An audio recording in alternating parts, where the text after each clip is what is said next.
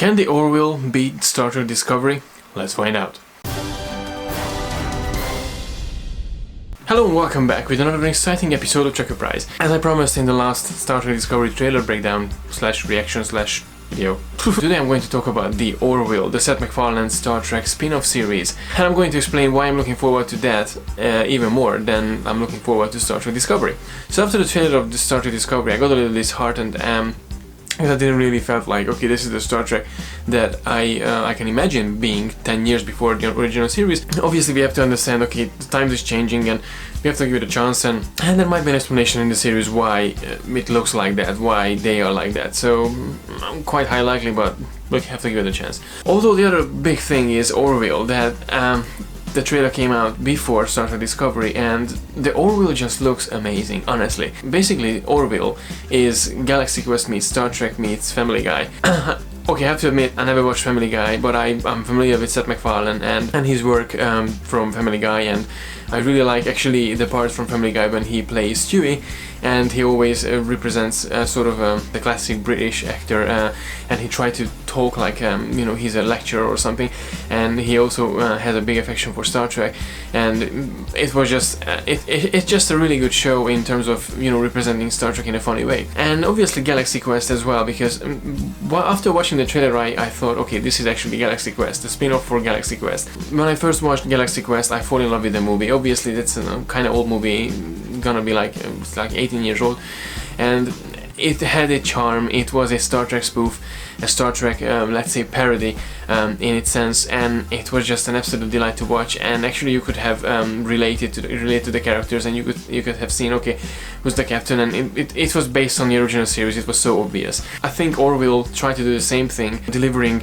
the whole Star Trek feel to another level. Judging by the trailer, it looks so amazing. It's a delightful universe. So after watching the Star Trek Discovery trailer, I was, wow, why didn't they do something like this? It would have been actually more appealing for Star Trek fans, because it is more appealing for Star Trek fans at the moment. And obviously not with the silly part, but they could have done the same sort of visuals, the same sort of feel with the uniforms, and the whole overall feel of this series just feels more like Star Trek than Star Trek Discovery. So the Orville basically shows more similarity with the Star Trek universe, the classic Star Trek universe. Let's say there's a planetary society that basically, okay, the Federation, let's say, or Starfleet. No, let's say Starfleet. And as it was obvious from the trailer, every division with different colors, they have different badges as well. So I'm sure that comes from Star Trek as well to honor the series. Still so overwhelmed because it's just something brilliant. You can see it on my reaction. I'm more excited about the Orville actually than Star Trek Discovery.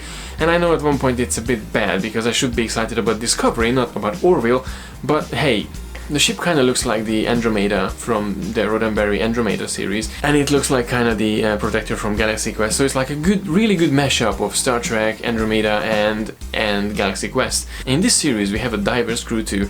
We have a Kirkish captain, we have a commander called Bortus. I'm not really good with names at the moment in this series. There's this girl with the red shirt, and she had the pointy ears, and she reminded me of a Vulcan, or more of a Romulan, or more of someone else. I don't know, but it felt like, okay, this is related to Star Trek. Then we had a robot, an android, and that felt like, okay, this is actually our Commander Data or slash Mr. Spock. I was kind of thinking maybe they introduced this, because they introduced the series before Star Trek Discovery, at least in terms of the trailer side. I didn't really have the chance to look into the production development since they announced a live-action spin-off series, but obviously I started to read about it after watching the trailer, and it just blew me away. The marketing team actually handled more safely the Orville series than the marketing team handled actually Star Trek Discovery.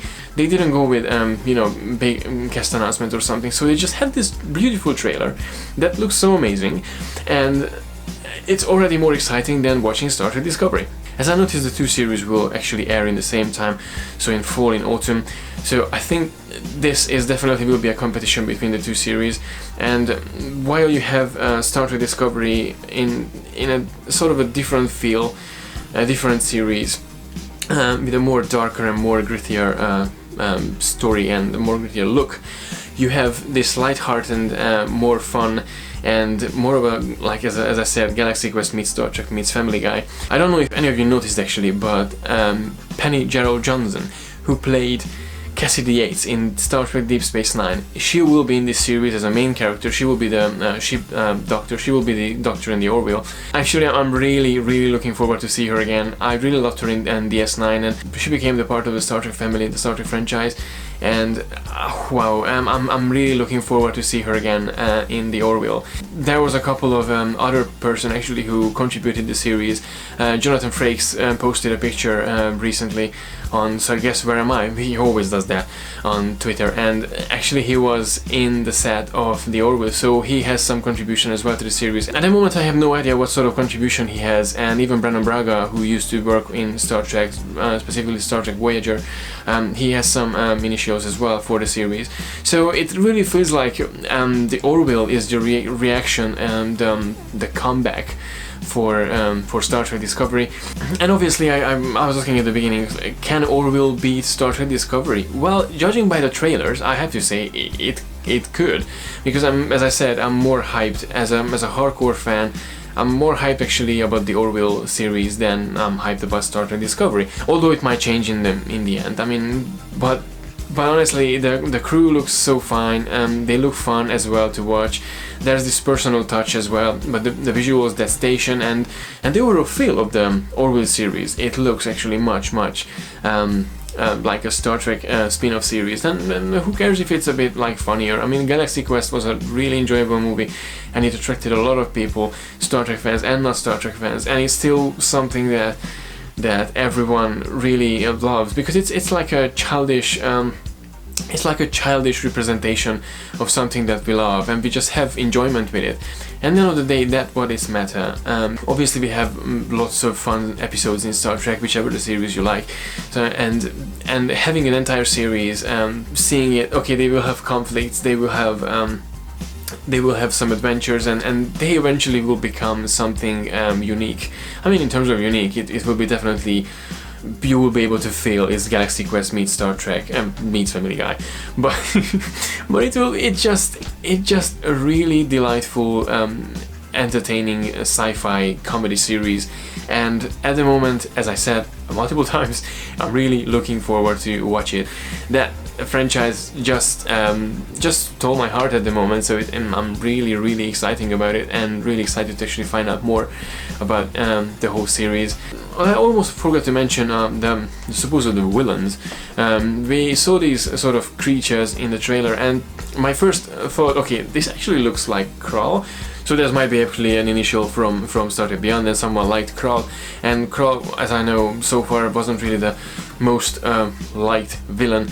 So actually I'm more afraid about, Khan Noonien Singh from Star Trek The Wrath of Khan, aka Mr. Ricardo Montalban. If I would face him in a real life and as a villain, I would totally get scared. Not the Benedict Cumberbatch sort of, serial killer and I'm just shoot everyone down, but he was a real villain. These guys, I mean, Krall didn't look like, he was a villain and he was brutal, but he wasn't as villainy as the others. But yes, overall, the big question, will the Orville beat Star Trek Discovery? Well, in my opinion, if the series will be exactly like the trailer. In the case of Orville, we also got the first or second episode maybe from the entire series. So if the series will be like the trailer, I would say, sadly, it's definitely gonna beat Star Trek Discovery. At least that's how it looks at the moment. So please let me know your thoughts about the Orville in the comment section below, and let me know also if you think the Orville will beat Star Trek Discovery. That's definitely gonna be an interesting debate. So yeah, that was it for today, guys. Thank you very much for watching. As always, please don't forget to like and share the video, and don't forget to subscribe to receive all the geekiness twice a week. And until next time, live long and prosper.